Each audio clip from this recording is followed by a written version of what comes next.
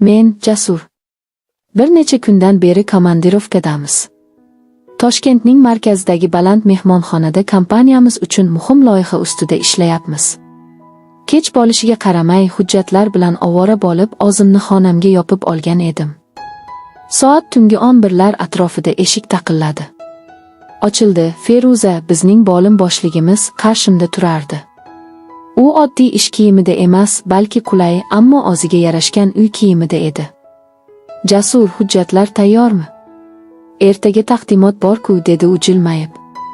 Ha, deyarli tugatdim, lekin ancha charchadim, dedim charchoq ohangida. U xonaga kirib stulga o'tirdi. Xona jim bo'lib qoldi. Feruzaning nigohi galati edi, ishga doir emas, chuqurroq, issiqroq. Bilasanmi, Jasur, dedi u past ovozda, so'nggi vaqtlarda seni boshqa ko'z bilan ko'ryapman. Uning bu so'zlari meni qotirib qo'ydi. Yuragim tez ura boshladi. Men unga yaqinlashdim. U esa nigohini olib qochmay, sekin o'rnidan turdi. Nafaslarimiz aralashib, atrofdagi hamma narsa yo'qolgandek bo'ldi. Men uning yuziga qo'llarimni qo'ydim, u esa asta ko'zlarini yumdi. Shu payt o'zimni tiya olmay uni quchoqladim. Feruza ham qarshilik qilmadi. Nafasimiz tezlashdi, har bir teginishimiz yuragimizni alanga qilardi. Oy nurida uning ko'zlari porlab, hammasi tushdek tuyulardi. U pichirladi. Bugungi kechani unutmaymiz, Jasur. Shu tunda hech kim bilmasdan biz bir-birimizga eng yaqin bo'ldik. Mehmonxona xonasida faqat yurak urishimiz va sekin ovozlarimiz eshitilardi. Tashqarida yomg'ir yog'ayotgan bo'lsa-da, biz uchun dunyo to'xtab qolgandi. Ertalab tong otganda Feruza menga qarab jilmaydi. Bu sir faqat ikkovimizga tegishli. Va shu bilan bizning munosabatimiz yangi bir sirli, ammo ehtirosli bosqichga o'tdi. Tonggi quyosh nuridan uyg'onib, yonimda yotgan Feruzaga qaradim. Kecha bo'lib o'tgan voqealar xotiramdan ketmaydi. Uning sokin yuzida esa hech qanday pushaymonlik yo'q edi. Aksincha, u xotirjam jilmayib turardi. Jasur, dedi u sekin ovozda, kechagi kecha haqida hech kim bilmasligi kerak. Albatta, dedim. Bu faqat bizning sirimiz. Ertalabki nonushtaga tushganimizda boshqa hamkasblarimiz ham u yerda edi. Go'yoki hech narsa bo'lmagandek Feruza odatdagidek jiddiy, sovuqqina boshliq sifatida ko'rindi.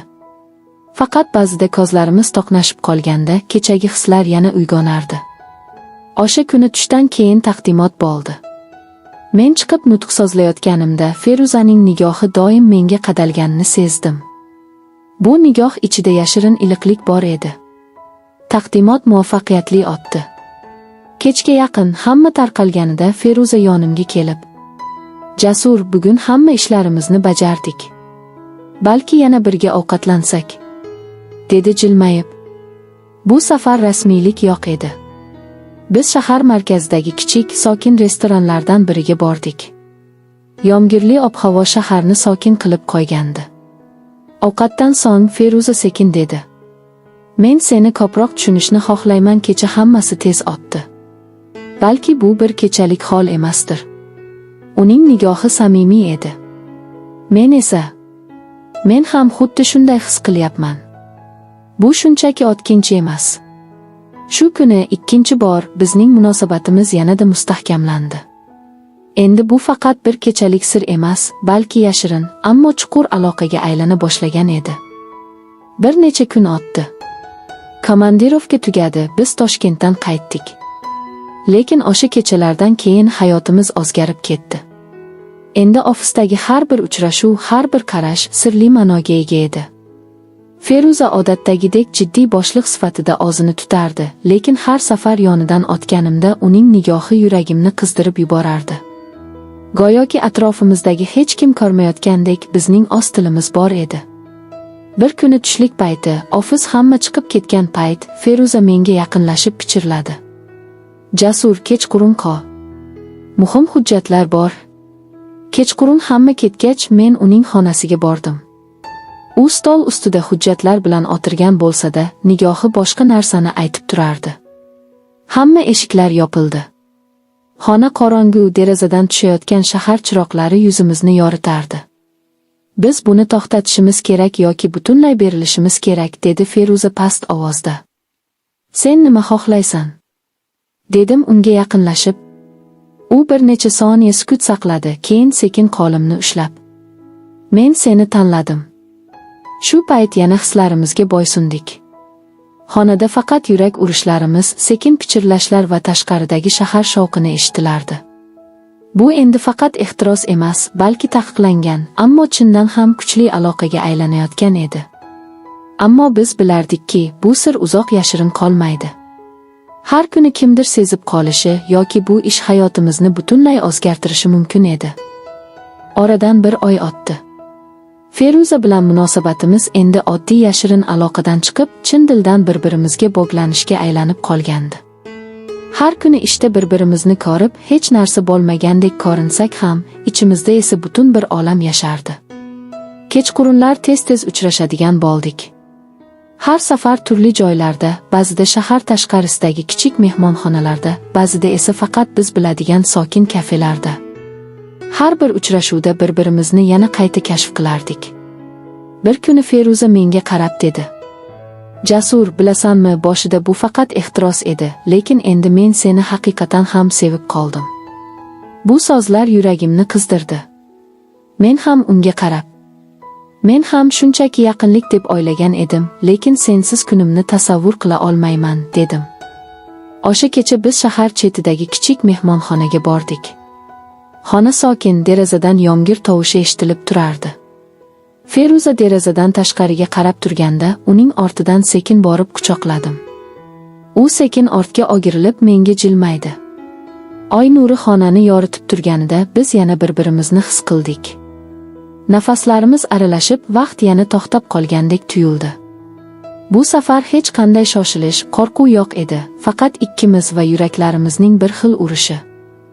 U kech Feruza pichirladi: "Endi bu sir emas, Jasur, men seni tanladim butunlay." Shu kundan boshlab bizning munosabatimiz yashirin uchrashuvlardan chiqib, haqiqiy sevgi hikoyasiga aylandi. Har bir uchrashuvimiz ehtiros bilan, lekin endi ishonch va iliqlik bilan to'ldi. Oradan 2 oy o'tdi. Feruza bilan munosabatimiz endi oddiy yashirin uchrashuvlardan chiqib, haqiqiy sevgi hikoyasiga aylandi. Har bir uchrashuvimizda bir-birimizga yanada yaqinlashardik. Ishxonada hali ham sir tutilardi, lekin endi biz faqat yashirin ehtiros uchun emas, balki kelajagimiz haqida o'ylardik. Bir kuni Feruza menga qarab dedi: "Jasur, men bunday yashirincha yashashdan charchadim. Men seni chin dildan yaxshi ko'raman va biz ochiq bo'lishimiz kerak." Men uning ko'zlariga qaradim. Bu so'zlar men kutgan, lekin baribir og'ir qaror edi. "Feruza, agar biz ochiq bo'lsak, ishimiz va obro'mizga xavf tugiladi, lekin sensiz yashay olmayman", dedim. Biz o'sha kecha yana mehmonxonada uchrashdik. Deraza ortida shahar chiroqlari yaltirardi. Feruza sekin dedi: "Men sen bilan birga bo'lishni tanladim, Jasur. Hamma narsani ortda qoldirib, yangidan boshlaymiz." Men uning qo'lini mahkam ushlab: "Sen qayerga borsang, men ham o'sha yerda bo'laman. Muhimi, birgamiz", dedim. O'sha kecha biz qaror qildik, endi hech qanday yashirinlik bo'lmaydi. Bir necha kundan so'ng Feruza ishini tashlab, men bilan yangi shahar, yangi hayot boshlashga qaror qildi. Yomg'irli bir kecha biz yangi shahar yo'liga chiqib ketarkanmiz, Feruza pichirladi: "Bizning hikoyamiz endi boshlanmoqda, Jasur." Mashina oynasidan oqayotgan yomg'ir tomchilari fonida biz yangi hayot sari ketardik, ehtiros, sevgi va yangi kelajak bilan. Yangi shaharda hayot boshqacha edi. Toshkentdagi ish, tanishlar va hatto o'sha kechalarni eslatadigan mehmonxonalarni ortda qoldirdik. Men yangi kompaniyada ish topdim, Feruza esa kichik biznes bilan shug'ullana boshladi. Avvaliga hammasi silliq ketayotgandek tuyuldi. Biz birgalikda, hech kim bizni hukm qilmaydigan joyda yashayotgan edik. Ammo vaqt o'tgan sari hayot sinovlari boshlana boshladi. Feruzaning yangi biznesi yaxshi ketmadi, qarzlar ortdi. Men ishda ko'p vaqt sarflay boshladim, kechalari uyga kech qaytardim. Bu orada Feruza o'ziga yangi tanishlar orttira boshladi. Ular orasida boy va ta'sirli erkaklar ham bor edi. Bir kecha uyga kech qaytsam, Feruzaning telefonida notanish erkakdan xabar ko'rdim.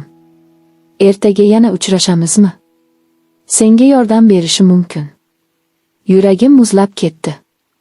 Men unga qaradim, u esa hech narsani yashirmadi. Jasur, men seni sevaman.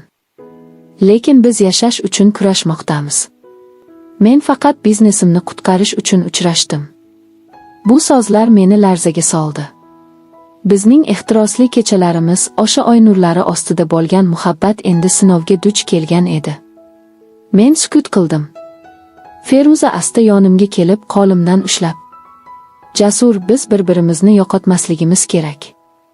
Bu shahar yangi sinov. Agar sen menga ishonmasang, hammasi tugaydi, dedi. Men bir lahza uning ko'zlariga qarab qoldim. Yuzida ham ayb ham sevgi aks etgan edi. Ichimda gazab ham, mehr ham birlashib ketdi. Feruza, men seni hali ham yaxshi ko'raman. Lekin agar yana bir marta shunday hol bo'lsa, bizning hikoyamiz shu yerda tugaydi, dedim qat'iy. U boshini quyi solib sekin pichirladi. Men seni yo'qotmoqchi emasman, Jasur. Bu safar faqat sen bilan qolaman. Ammo men bilardim, yangi shahardagi hayotimiz endi o'sha ilk kechalardagi kabi oson va ehtirosli bo'lmaydi. Har bir kun yangi sinov edi.